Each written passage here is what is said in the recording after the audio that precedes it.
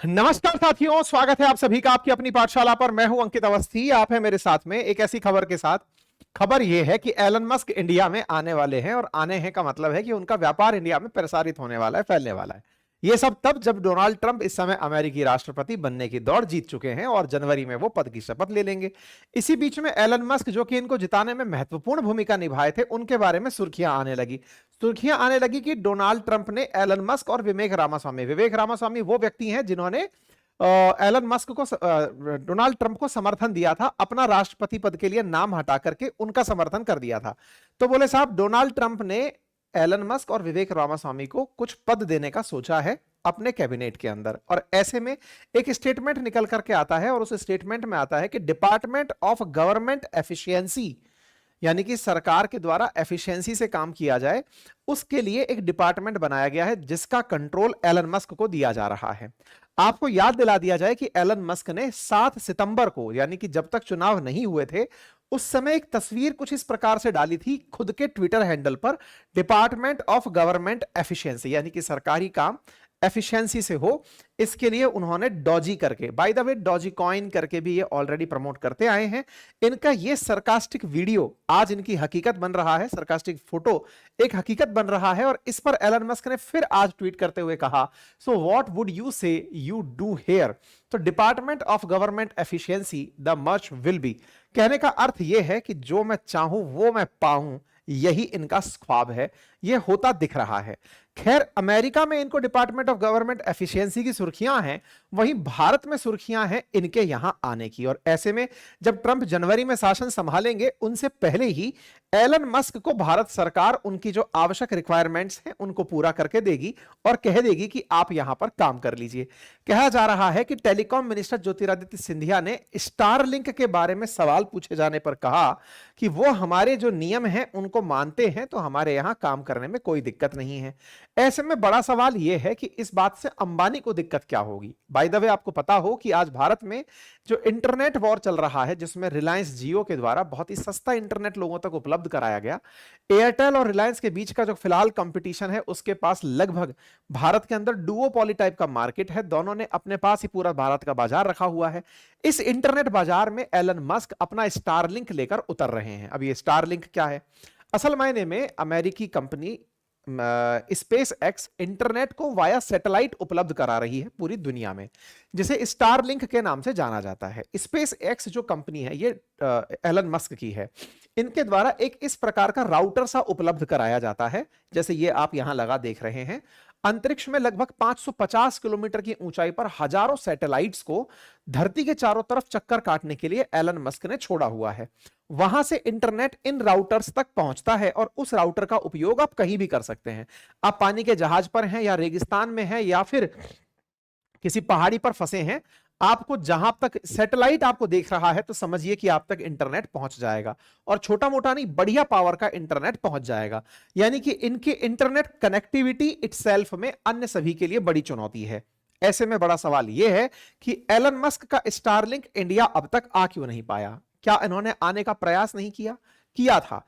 Elon Musk के Starlink ने दुनिया में बहुत सी जगह तक पहुंच बनाई है। जैसे अभी रशिया यूक्रेन जब वॉर हुआ, उस समय पर भी यूक्रेन को स्टारलिंक की सेवाएं दी गई थी।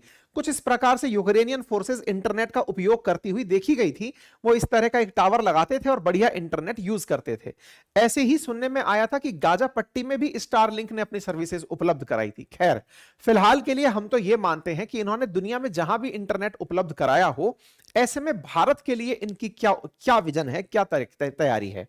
चूंकि पूरी धरती के चारों तरफ घूमते हुए सैटेलाइट्स उपलब्ध करा दिए, तो ऐसे में भारत के ऊपर भी कोई ना कोई सैटेलाइट घूम ही रहा होगा। इसको इन भाई साहब ने एक लेवल अप करते हुए, यानी कि बिना भारत सरकार से परमिशन लेते हुए ऑर्डर बुक कर लिए कि आपके ऊपर भी मेरा सैटेलाइट घूम रहा है।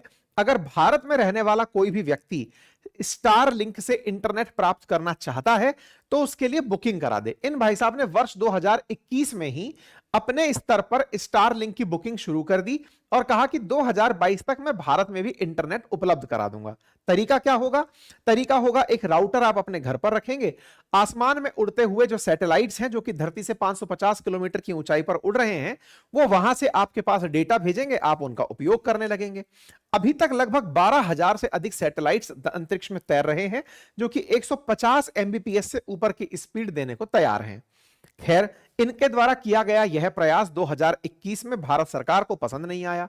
भारत सरकार ने इनसे कहा कि एलन मस्क, आपने अभी तक हमसे परमिशन नहीं ली है, बिना लाइसेंस के आप हमारे देश में इंटरनेट नहीं दे सकते। यह बात जब भारत सरकार ने कही तो एलन मस्क ने हमसे लाइसेंस लेने के लिए अप्लाई कर दिया कि लो साहब हम अप्लाई कर देते हैं। दिसंबर 2021 में इन्होंने भारत सरकार के सामने अप्लाई कर दिया, लेकिन भारत सरकार के सामने इनका प्रयास चल नहीं पाया। फाइनली जनवरी 2022 में जो इन्होंने प्री बुकिंग्स की थी वो पैसे लौटाने शुरू कर दिए कि भाई साहब मैं दे नहीं पा रहा हूं।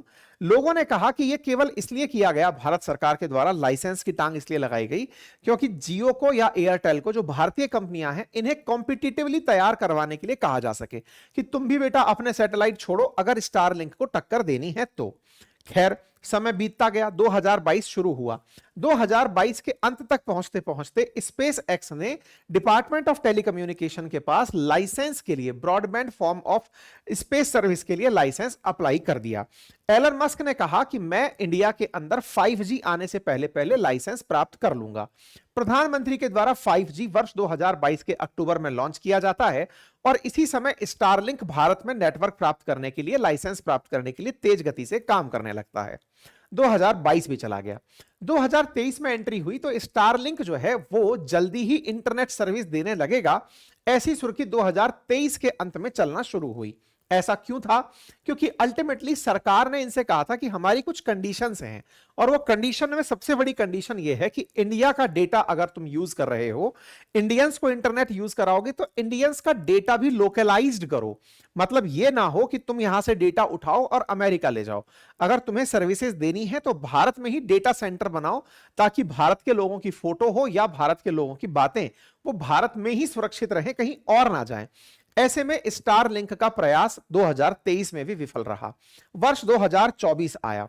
2024 में एलन मस्क का भारत आना तय हुआ, लेकिन भारत सरकार की रेगुलेटरी दिक्कतों के चलते स्टारलिंक को तमाम दिक्कतों का सामना करना पड़ता रहा। खबरें आई अप्रैल 2024 में कि स्टारलिंक को इन प्रिंसिपल अप्रूवल भारत सरकार के द्वारा मिल गया है। प्रधानमंत्री के साथ इनकी जो पिछले साल मुलाकात हुई थी उसी को ध्यान में रखते हुए यह हुआ, लेकिन इंटरनेट पर चर्चा चली कि अंबानी को बचाने के लिए ही सरकार ने इतना देर किया था। लेकिन फिर भी एलन मस्क ने कहा कि अब वो तैयार हैं इंडिया के अंदर इंटरनेट सर्विस देने के लिए।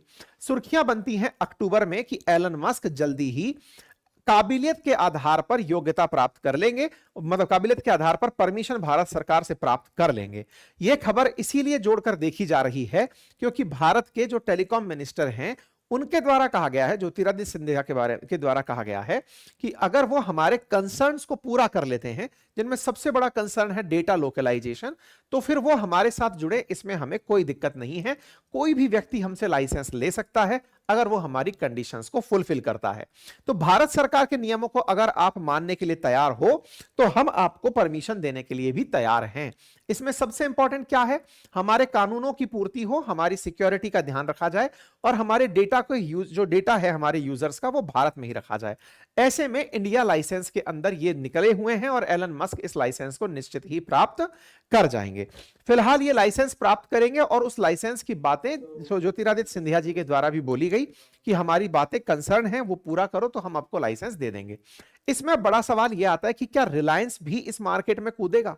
तो सबसे बड़ी बात यह है कि रिलायंस जियो को ही सबसे बड़ा कंपटीशन इससे मिलने वाला है क्योंकि जियो अभी देश के अंदर तेजी से फैल रहा है।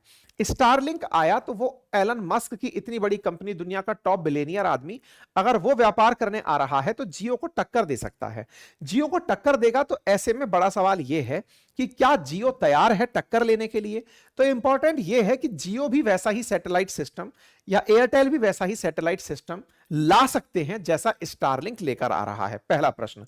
दूसरा प्रश्न यह है कि जियो ऑलरेडी भारत में बहुत सस्ते में इंटरनेट उपलब्ध कराता है। स्टारलिंक का जो इंटरनेट सर्विस है वो इंटरनेट पर जानकारी दी जा रही है कि वो 10,000 रुपए महीने तक पड़ता है। हालांकि एक ट्वीट जब किसी ने सोशल मीडिया पर किया तो उस पर ट्विटर के द्वारा ही स्पष्टीकरण देते हुए कहा गया कि डिपेंड करता है कि कौन से देश में हम स्टारलिंक की सेवाएं दे रहे हैं। नाइजीरिया में हम मात्र $23 में देते हैं। $23 का मतलब वो 1900 रुपए के आसपास हम देते हैं, लेकिन फिर भी वो भारत के अंदर जो इंटरनेट की सेवा है उससे महंगा ही है।